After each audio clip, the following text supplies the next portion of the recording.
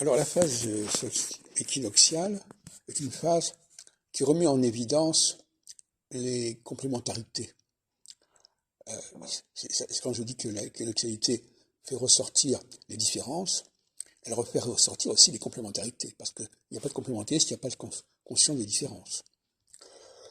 Donc en phase équinoxiale, les élites ont tendance à vouloir se rencontrer et à se séparer, disons, du commun des mortels.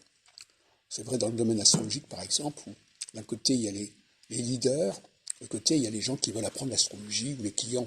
Eh bien, il y a un clivage qui est de plus en plus frappant actuellement, qui va se développer entre la psychologie des clients et des élèves, d'un côté, et la psychologie et les rencontres entre les chercheurs, les leaders, les responsables des milieux astrologiques, les penseurs des milieux astrologiques.